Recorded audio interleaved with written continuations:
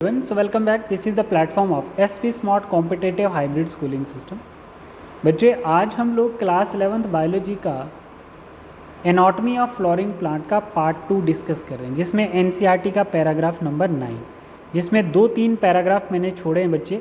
जब हम ये पढ़ेंगे तो पूरी टर्मिनोलॉजी उसके साथ मैच करेगी और वो भी हमारे पैराग्राफ कंप्लीट हो जाएंगे। ठीक है, इस चैप्टर के major question dicot root, monocot root, dicot stem, monocot stem और आपका डाइकॉट लीफ और मोनोकॉट लीफ है। ठीक है बच्चे, तो जब हम ये 3 क्वेश्चन कंप्लीट करेंगे तो इसके पेरीफेरी पे जितने भी कंपोनेंट आएंगे वो हम सब कंप्लीट कर लेंगे, वो उसके साथ साथ ही कंप्लीट हो जाएंगे। ठीक है, तो आज हम लोग डाइकॉट रूट पार्ट 2 में देख रहे हैं बच्चे।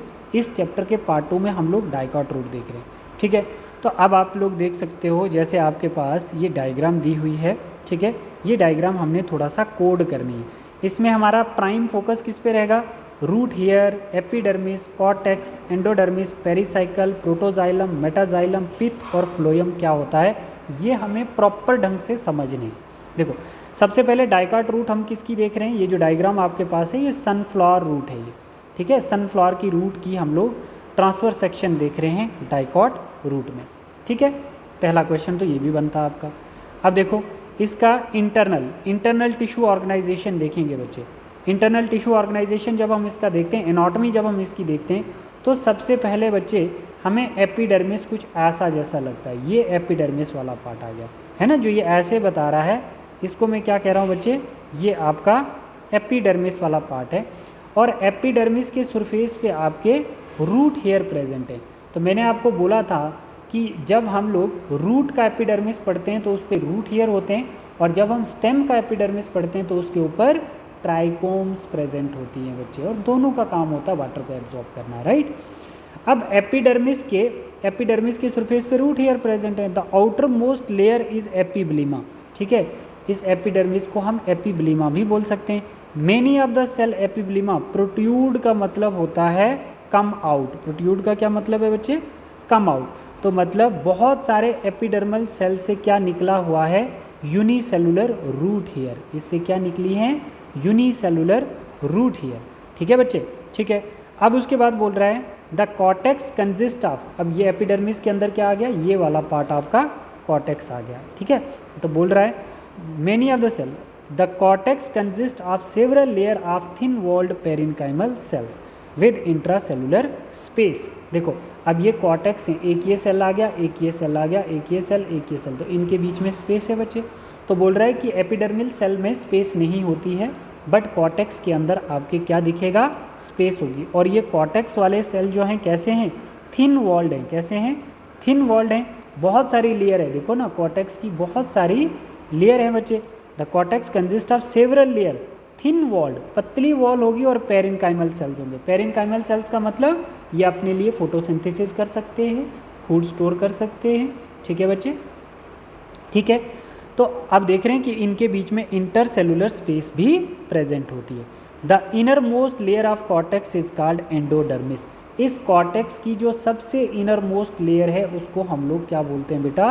एंडोडर्मिस बोलते हैं। ठीक है, तो कहीं ना कहीं हम एपिडर्मिस पढ़े हैं, उसके बाद हम लोग ये कॉर्टेक्स वाला पार्ट देखें, और कॉर्टेक्स के इनर लेयर को हम लोग एंडोडर्मिस बोलते हैं। तो पहले हम लोग देख लेते हैं क्या ये बात सही है।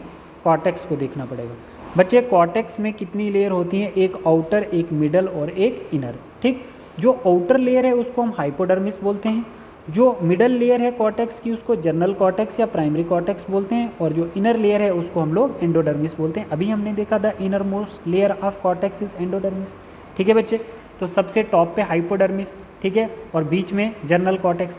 तो बोल रहा है कि रूट के अंदर हाइपोडर्मिस नहीं होती। नीट का क्वेश्चन है, रूट के अंदर हाइपोडर्मिस लेयर नहीं होती बच्चे। ठीक है, आपने नहीं देखी डायग्राम के अंदर। इसके अंदर प्राइमरी कॉर्टेक्स होता है, ठीक है, और एंडोडर्मिस होता है। ठीक है बच्चे, मिडल और इनर लेयर प्रेजेंट होती है रूट के अंदर कॉर्टेक्स की। ठीक है, कॉर्टेक्स क्या है? पेरिनकाइमल सेल्स का एक ग्रुप है। ठीक है बच्चे, अब cortex present in dicot root, primary cortex.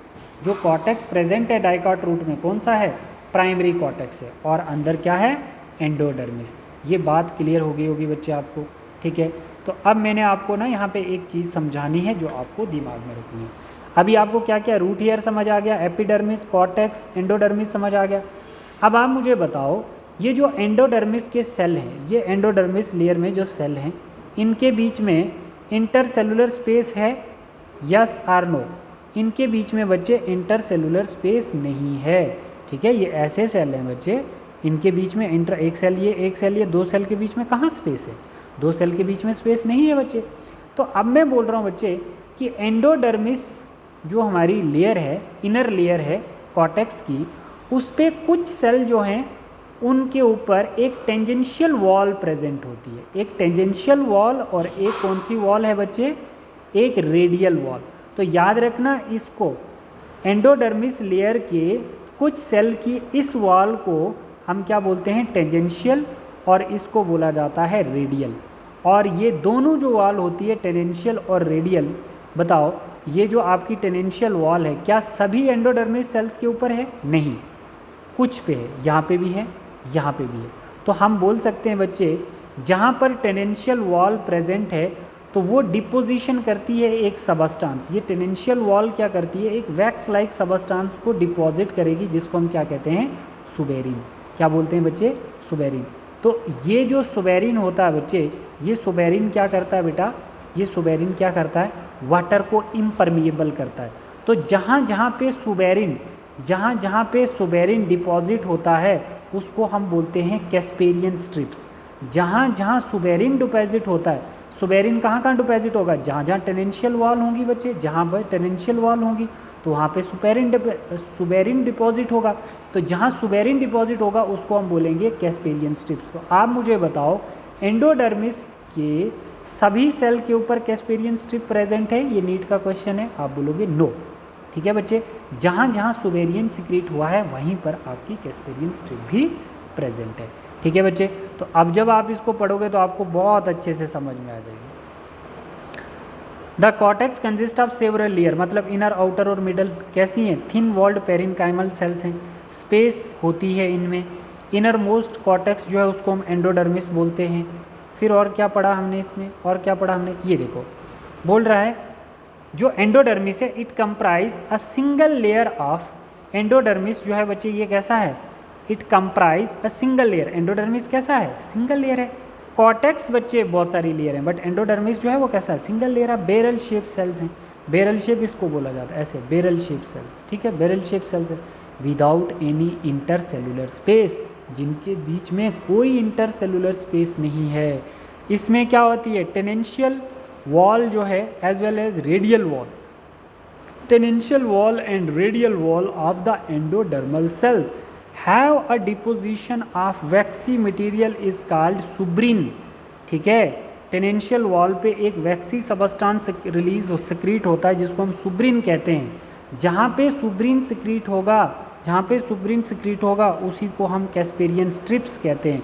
और ये जो कैस्पेरियन स्ट्रिप जहाँ पे भी सेल पे होगी वो वाटर को इम्परमिएबल कर देगी, वाटर को लॉस होने से प्रोटेक्ट करेगी, वाटर को रिलीज़ नहीं होने देगी। क्या ये बात समझ में आई बच्चे? अब देखो जो हमने फर्स्ट स्टेप पढ़ा है बेटा, यहाँ तक पैराग्राफ 10 तक जो हमने पढ़ा है, लेयर ऑफ एंडोडर्मिस की दो वॉल होती हैं, टेंजेंशियल और रेडियल, है ना। दोनों वॉल पे क्या होता है बच्चे? डिपोजिशन होता है सुब्रिन का। और ये जो बच्चे सुब्रिन है बच्चे, ये जो आपका सुबेरिन है, दो cells have deposition of suberin, this cell is known as Casparian strip. जहाँ जिन सेल पे सुबेरिन की डिपोजिशन हुई है तो उसको हम क्या बोलते हैं? Casparian strip. Now all the endodermis cells have Casparian strips, आप बोलोगे नो। ठीक है बेटा, ठीक है। तो अब हम आगे बढ़ते हैं, पैराग्राफ 10 तक आपको क्रिस्टल क्लियर हो गया होगा बच्चे। ठीक है, अब हम आगे बढ़ते हैं, आपका आता है, अब हमने पढ़ना है एंडोडर्मिस के अंदर। देखो अब ये डायग्राम मैंने कॉपी करके यहाँ पे लाई। रूट हेयर हम जानते हैं, एपिडर्मिस हम जानते हैं, कॉर्टेक्स जानते हैं, ठीक है, एंडोडर्मिस हम लोग जानते हैं, कैस्पेरियन स्ट्रिप्स हम जानते हैं। अब हमने पढ़ना है सेकंड क्या है? पेरीसाइकिल। ठीक है बच्चे, एंडोडर्मिस के अंदर पेरीसाइकिल। पेरीसाइकिल की कुछ लेयर्स होती हैं, फ्यू, एक नहीं बोल सकते, एक से ज़्यादा भी, फ्यू लेयर्स है ना। पेरीसाइकिल्स की फ्यू लेयर्स होती हैं बच्चे। किससे बनी होती हैं? पेरिनकाइमेटस सेल से बनी होती हैं। ध्यान रखना बच्चे, पेरीसाइकिल्स की जो लेयर हैं वो पेरिनकाइमेटस सेल से बनी होती हैं। अब मुझे एक बात बताना आप कि कि जो ये पेरेनकाइमेटस सेल्स हैं ये कैसे होते हैं। जो पेरेनकाइमेटस सेल्स हैं बच्चे ये परमानेंट सेल्स हैं। कैसे हैं बच्चे? परमानेंट सेल्स हैं। तो इसका मतलब ये परमानेंट सेल्स जो होते हैं ये यूजुअली डिवाइड नहीं करते। मेरिस्मेटिक सेल डिवाइड करते हैं, परमानेंट सेल थोड़ी डिवाइड करते हैं बच्चे। तो जो पेरेनकाइमेटस सेल्स होते हैं वो परमानेंट टिश्यू होते हैं, वो यूजुअली डिवाइड नहीं करते हैं। अगर ये डिवाइड करते हैं तो ये क्या शो करेंगे? डी डिफ्रेंसिएशन शो करेंगे। क्या शो करेंगे? D differentiation. तो सर डिफ्रेंसिएशन क्या होता है? जब मेरिस्मेटिक सेल, इसके अंदर डिवीजन वाली प्रॉपर्टी होती है, मेरिस्मेटिक सेल डिवाइड करता है बच्चे। प्राइमरी ग्रोथ किसके सर पे होती है? प्राइमरी ग्रोथ तो मेरिस्मेटिक सेल की जिम्मेदारी होती है करना। तो मेरिस्मेटिक सेल्स के अंदर सेल डिवीजन होती है और परमानेंट सेल में सेल डिवीजन नहीं होती है। जब हमारा मेरिस्मेटिक सेल्स प्राइमरी ग्रोथ करवाता है तो हमारे मेरिस्मेटिक सेल किस में चेंज हो जाते हैं?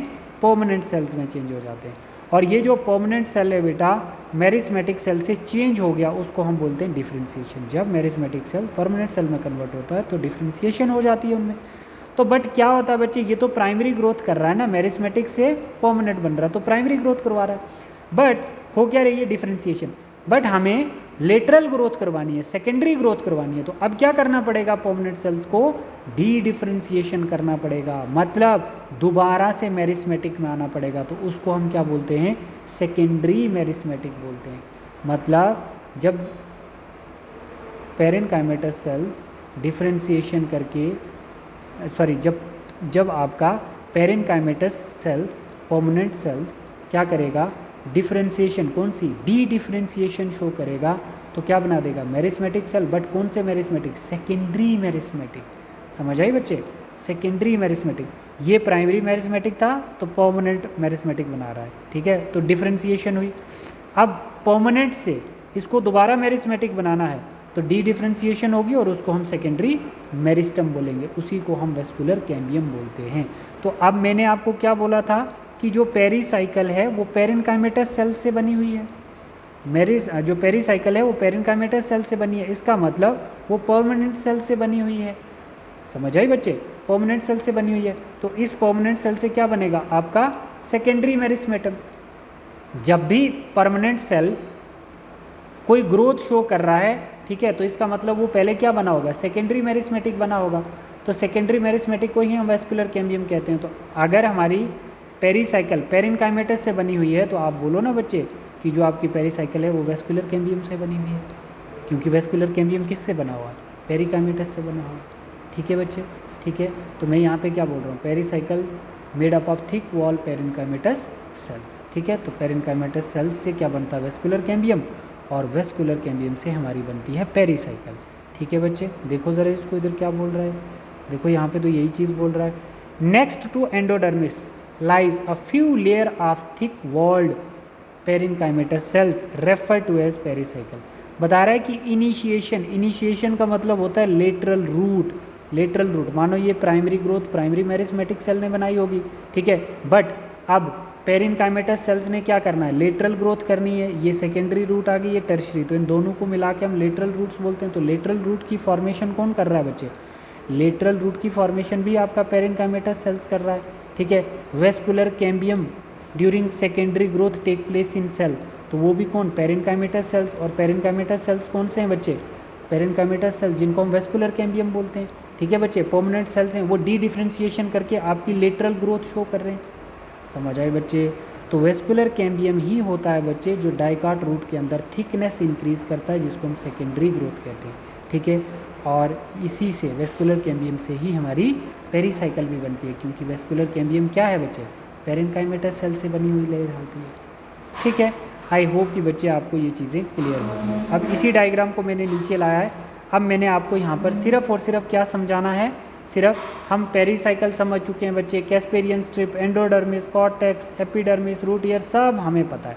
अब मैं आपको बताने वाला हूँ कि इस पेरीसाइकिल के अंदर ये रे लाइक स्ट्रक्चर आपको दिख रहा है। बाहर बड़ा गोला है, अंदर छोटा छोटा, ये बड़ा है, छोटा छोटा छोटा, बड़ा छोटा छोटा छोटा, बड़ा छोटा छोटा, ये क्या है? देखो एक बारी मैं बताता हूँ आपको। और सेंटर में क्या है? पिथ है। सेंटर में क्या है? पिथ है ना, खाली जगह। तो यहाँ पे मैं बोल रहा हूँ जो प्राइमरी ग्रोथ होती है रूट की, प्राइमरी जाइलम जो होता है उसमें वो प्रोटोजाइलम और मेटाजाइलम कहलाता है ना। जब भी प्राइमरी ग्रोथ होती है रूट की तो जो प्राइमरी जाइलम होता है बच्चे, उसकी दो टाइप होती हैं, प्रोटो और मेटाजाइलम। तो प्राइमरी जाइलम जो होता है उसका जो प्रोटोजाइलम है वो पहले बनता है और मेटाजाइलम बाद में बनता है। ठीक है बेटा। तो जो प्रोटोजाइलम होता है वो नैरो वेसल्स होती है, छोटे छोटे वेसल्स होते हैं उसके, और जो आपका मेटाजाइलम होते हैं उसके ब्रॉड वेसल्स होते हैं। कैसे वेसल्स होते हैं बच्चे? ब्रॉड वेसल्स होते हैं। तो अब मुझे बताओ, जैसे ये पित्त है तो यहाँ पे बड़ा गोला होगा, ऐसे ऐसे ऐसे करके आ गया, इधर बड़ा और फिर ऐसे ऐसे ऐसे करके, तो ये मेटा आ गया और ये आपका प्रोटो आ गया, ये मेटाजाइलम आ गया, ये प्रोटोजाइलम आ गया। तो हम यहाँ पे देख रहे हैं, हम यहाँ पे क्या देख रहे हैं बच्चे? यहाँ पे देख रहे हैं कि ये जो छोटा है, छोटा वेसल जो है ये प्रोटोजाइलम है, जो बड़ा वेसल है ये मेटाजाइलम है। दोनों को कंबाइन करके हम प्राइमरी जाइलम बोलेंगे। तो प्राइमरी जाइलम की जो प्राइमरी रूट के अंदर ग्रोथ होती है तो वो कैसे होती है?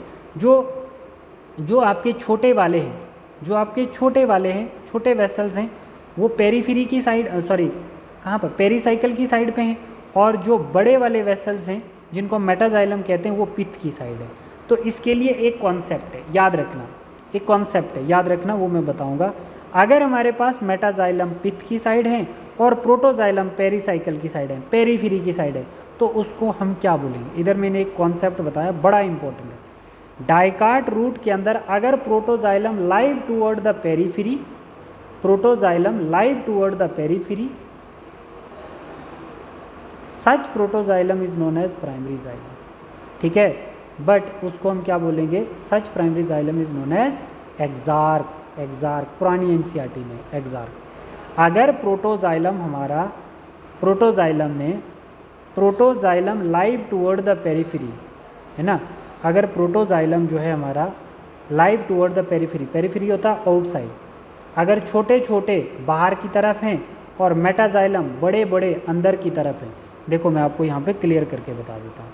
जैसे ये है मेरे पास, ये मेरी पेरीसाइकिल है, ये मेरे पास पेरीसाइकिल है, मैं कह रहा हूँ ये मेरा मेटाजाइलम है, ये मेटाजाइलम है, ये मेटाजाइलम है, ये मेटाजाइलम है। ठीक है, और मैं बोल रहा हूँ कि इसका ये मैं कह रहा हूँ ये मेरा क्या आ जाता है? ये मेरा प्रोटोजाइलम है। ये क्या है बच्चे? ये प्रोटोजाइलम है, और ये मेरा क्या है बच्चे? ये मेरा मेटाजाइलम है। ठीक है बेटा, तो मैं कह रहा हूँ कि ये पित्त है, ये पित्त है। तो अगर ऐसी अरेंजमेंट प्रोटोजाइलम अगर पेरीफेरी की तरफ है, मतलब पेरीसाइकिल की तरफ है, प्रोटोजाइलम अगर पेरीसाइकिल की तरफ है और मेटाजाइलम अगर पित्त की तरफ है, तो उस टाइप की प्राइमरी जाइलम की अरेंजमेंट को हम एक्सार्क कहते हैं। और इसी के उल्टा आपको किस में दिखेगा? स्टेम में दिखेगा। डाइकॉट स्टेम में इसी के उल्टा दिखेगा, प्रोटोजाइलम टुवर्ड द सेंटर, छोटे छोटे जो वेसल्स होंगे वो सेंटर के होंगे, पित्त की ओर होंगे, इनर साइड होंगे, और मेटाजाइलम जो होंगे वो पेरीफेरी वाली साइड होंगे। Such type of arrangement of primary xylem is known as endarch. क्या ये बात समझ में आई बच्चे? एंडार्क समझ में आ गया, एंडार्क और एक्सार्क। ठीक है, तो यहाँ पर देख सकते हो आप लोग, यहाँ पर यहाँ पर प्रोटोजाइलम की कौन सी कंडीशन है? एक्सार्क है या एंडार्क है? अगर हमारे मेटाजाइलम अंदर है, प्रोटोजाइलम बाहर है, तो ये वाली कंडीशन हमारी कौन सी आ गई? ये वाली कंडीशन हमारी एक्सार्क वाली कंडीशन है। कौन सी है? एक्सार्क वाली कंडीशन है। ठीक है बेटा, ठीक है। तो अब हम लोग जब मोनोकॉट रूट के बाद डाइकॉट रूट पढ़ेंगे, जब हम डाइकॉट रूट पढ़ेंगे बच्चे, तो उस समय आपको मैं एंडार्क का कॉन्सेप्ट भी समझा दूंगा। ठीक है, जब हम एक्सार्क पढ़ चुके हैं बच्चे, इसमें हम क्या पढ़े हैं? इसमें हम पढ़े हैं, हमारे पास सच कॉन्सेप्ट इज कॉल्ड, रूट वाला हमने पढ़ना था, रूट वाला हमने एक्सार्क पढ़ लिया है। ठीक है, और एंडार्क हम किस में पढ़ेंगे? स्टेम में पढ़ेंगे।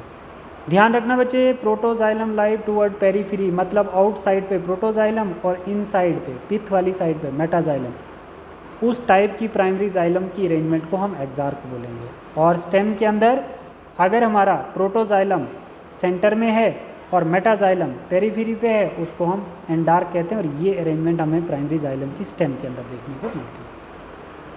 ठीक है बच्चे, तो ये हमने आज कंप्लीट क्वेश्चन किया है। ठीक है, ये हमने क्वेश्चन कंप्लीट किया है बच्चे। ठीक है, the pith is small or inconspicuous the parenchymatous cells which lies between xylem and phloem. ठीक है, जो आपको पेरेन्काइमेटस सेल्स दिख रहे हैं वो बिटवीन जाइलम एंड फ्लोएम के दिखेंगे, उसको हम कंजक्टिव टिश्यू कहते हैं। तो आपको कंजक्टिव टिश्यू कहाँ दिखेंगे? यहाँ पर। यहाँ पर आपको कंजक्टिव टिश्यू, ये आ गया हमारा जाइलम, ये आ गया हमारा फ्लोएम। फ्लोएम फूड ट्रांसपोर्ट करेगा और जाइलम वाटर ट्रांसपोर्ट, उनके बीच में कंजक्टिव टिश्यू प्रेजेंट होते हैं। ठीक है बच्चे, ठीक है, conjunctive tissue. There are usually 2 to 4 xylem and phloem patches.